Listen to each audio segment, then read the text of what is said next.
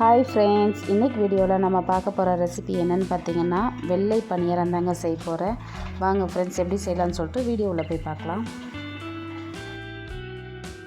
First இந்த recipe செய்கிறதுக்கு 1 cup அளவுக்கு பச்சரிசி எடுத்துருக்குறாங்க. ரேஷன் பச்சரிசியாக இருந்தாலும் சரி, இல்லைன்னா கடை பச்சரிசியாக இருந்தாலும் சரிங்க. எடுத்துக்கிட்டு தேவையான அளவுக்கு தண்ணி ஊற்றிட்டு இது 3லேருந்து 4 தடவை நல்லா கழுவி சுத்தமாக எடுத்துக்கலாங்க.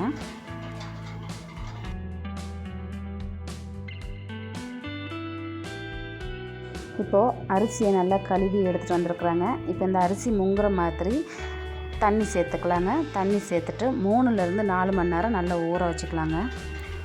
இப்போது 4 மணி நேரம் கழித்து அரிசி நல்லா ஊறி வந்திருக்கு பாருங்கள்.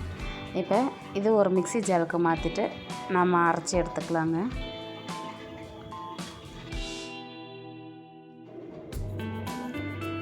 இப்போ இதை மிக்ஸி ஜாரில் சேர்த்துட்டு இதில் 2 டீஸ்பூன் அளவுக்கு சாப்பாடு எடுத்துருக்குறாங்க, அதை சேர்த்துக்கலாம். கூடவே 4 டீஸ்பூன் அளவுக்கு தேங்காய் துருவல் எடுத்துருக்குறாங்க, அதையும் நம்ம சேர்த்துக்கலாங்க. சேர்த்துட்டு நல்லா நைஸாக அரைச்சிட்டு வந்துடலாம். பாருங்கள், நல்லா நைஸாக இந்த மாதிரி அரைச்சி எடுத்துகிட்டு வந்துருக்குறேன். இப்போ ஒரு மிக்சிங் பவுலில் நம்ம சேர்த்துக்கலாங்க. இதை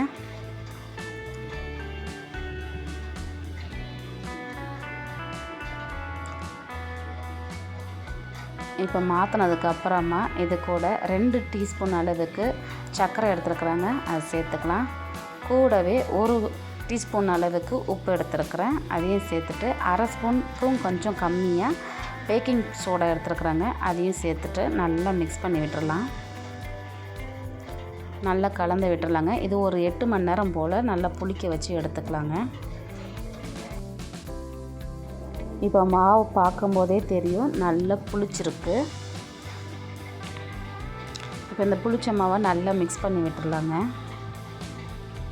இப்போ மாவு பார்த்திங்கன்னா நல்லா கெட்டியாக இருக்குது. இதில் தேவையான அளவுக்கு கொஞ்சமாக தண்ணி சேர்த்துட்டு தோசை மாவு பதத்துக்கு நம்ம எடுத்து வச்சுக்கலாங்க. இதில் கொஞ்சமாக தண்ணி சேர்த்துக்கலாம், நிறைய சேர்க்காமல் அளவாக சேர்த்துட்டு தோசை மாவு கரைக்கிற மாதிரி நான் கரைச்சி எடுத்துக்கலாங்க.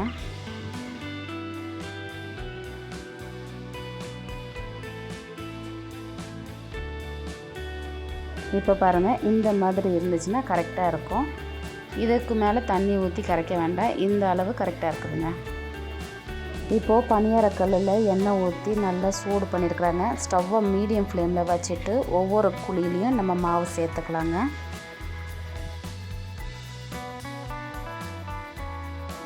சேர்த்துட்டு ஸ்டவ்வை லோ ஃப்ளேமில் வச்சுட்டு வேக விட்டுடலாம்.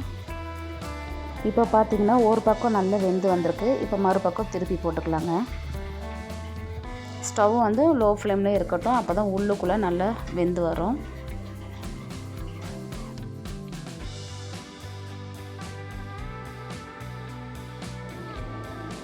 அதே போல் மறுபடியும் ஒரு 5 மினிட்ஸ் நல்லா வேக வச்சுக்கலாங்க.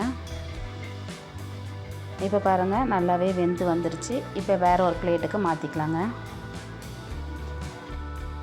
அவ்வளோதாங்க, ரொம்பவே சூப்பரான சாஃப்டான வெள்ளை பனியாரம் ரெடி ஆகிடுச்சு. இந்த வீடியோ உங்களுக்கு பிடிச்சிச்சின்னா லைக் பண்ணிக்கோங்க, மறக்காமல் நம்ம சேனலை சப்ஸ்கிரைப் பண்ணிக்கோங்க, பக்கத்தில் இருக்க பெல் ஐக்கனையும் கிளிக் பண்ணிக்கோங்க. அப்போ தான் நான் போடுற வீடியோ எல்லாமே உங்களுக்கு நோட்டிஃபிகேஷனாக வருங்க. Okay friends, tata, bye by.